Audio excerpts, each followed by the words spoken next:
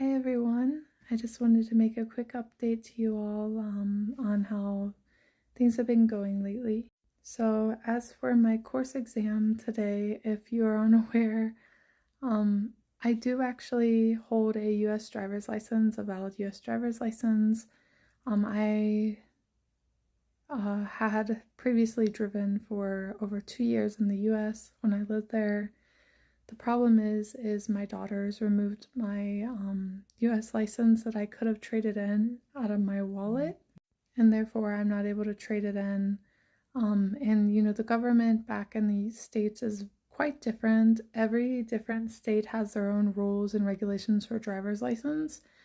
And if I wanted to order a new one in the mail, I would have to go get an eye exam within my state. So that wouldn't be possible because I'm currently here. And an embassy is not able to, provide any documents proving you had one, and they're not able to go ahead and print you another because it's based on the state government, so it's quite different than here. Anyway, I took the course test, and if you've ever taken a driver's course test in Korea, you're probably well aware that there's no driver sitting next to you, such as in the States. It's actually an AI car, and they will have you all come in, sit in this bleacher style room and watch a 15-minute video, and then they will proceed to call your name. You'll go out and kind of sit on this platform where they'll screen your face, and then they'll call you to whatever car you're supposed to be occupying. Excuse me, my voice. So after that, you'll get in the car. The problem that a lot of people have, even if you watch the YouTube videos, is every place is different, but you'll get in the car, you'll check your mirrors after you put your seatbelt on, you'll get your seat pulled up, and then you're supposed to listen to the commands from the AI computer. But the thing that gets me is they'll be like, okay, test your windshield wipers, or test your headlights or something, or your turn signals, and I'll go to do it, and I thought it was gonna say go, because I saw a lot of videos online and a lot of people from other areas in Korea say that it said go, and I kept waiting and it didn't, so I went ahead and did it, and it deducted points for all of those things. So it turns out you're supposed to watch the monitor in front of you in the middle of the car when it says starts at least 1, 2 to 3. You have those 3 seconds. The problem is I didn't even think to look at the monitor because I was told by other, parents who have taken the exam that you would wait for the go. And they said not to do the action until you heard go, but I waited quite a bit and there was no go, so I thought I was supposed to do it.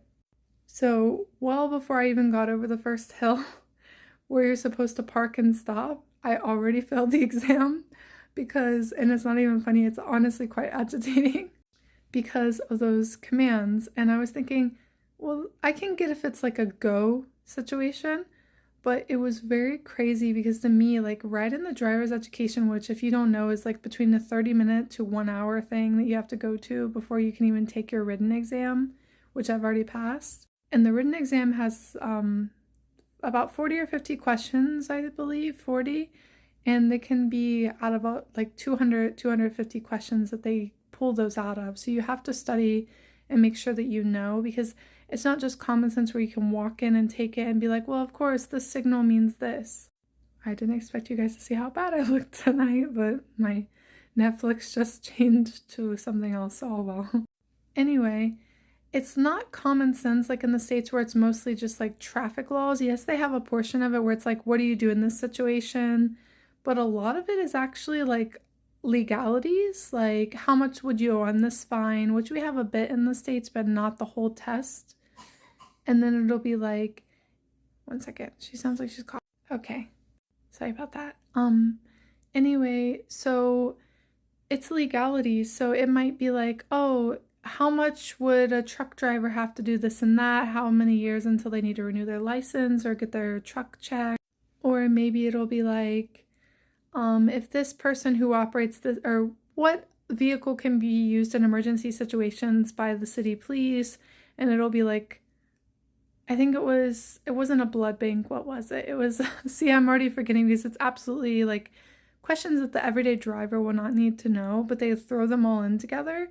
So I had to purposely, after failing it the first time, I won't even say how many times it took. It's quite embarrassing because you would think it's just common sense, and I did study, but it was quite hard. You have to just study them to a T and use the app. Do not use just the plain PDF file. Go on the app. And I had to go through not the practice exams because they don't always switch all the questions. Go through the 200 one where it gives you all the questions and it'll show the right answer after instead of the practice exam first, because it will show you what your score would be if you took the test, but it's not going to give you all the questions. It'll just give you a random pool of like 40 of them. So always use the 200 question one that shows you the correct answers. That's how I studied the night before my final written and the morning of, while I was waiting around lunchtime for it. And I passed, and I was like, thank you. I was very, very happy. I almost like reached up to the sky after I passed it.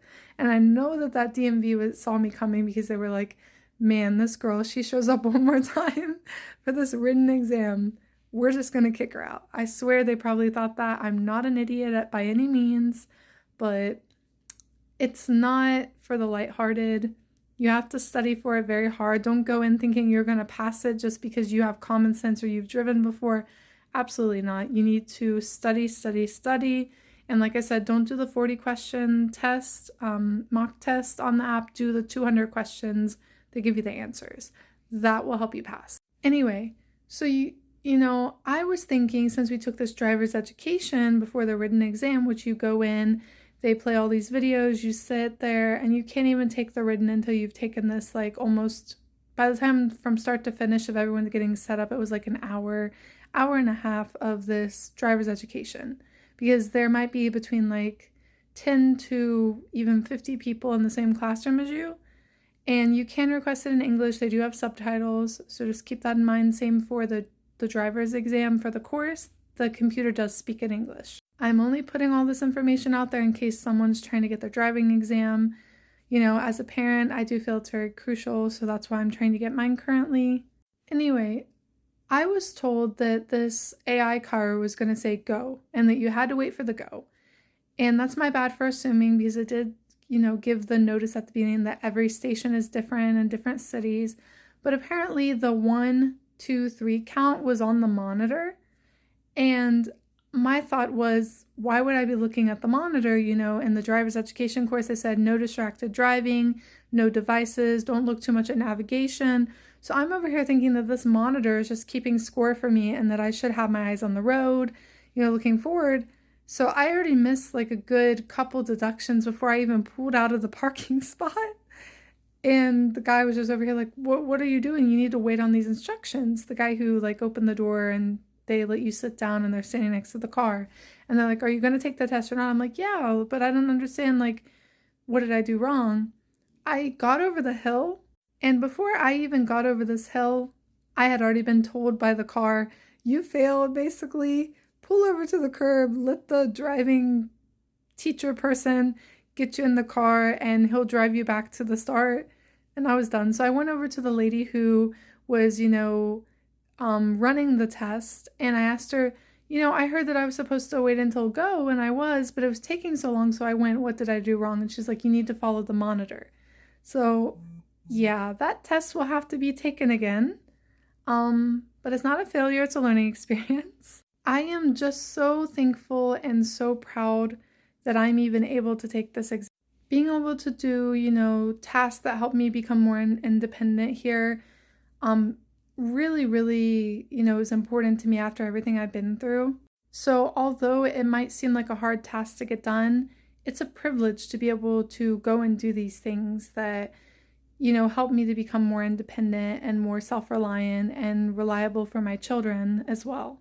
After being in a relationship where I wasn't, able to do such things, I never want to have to ever rely on anybody like that again for absolutely anything if it's not necessary. Even if the trust is there and maybe I happen to meet a nice person one day, I want to be fully self-reliant. So just keep in mind that the DMV in Korea is not for, the weak-hearted. You got to have some backbone to you. Anyway, stay upbeat, keep believing in yourself, guys. things do get better.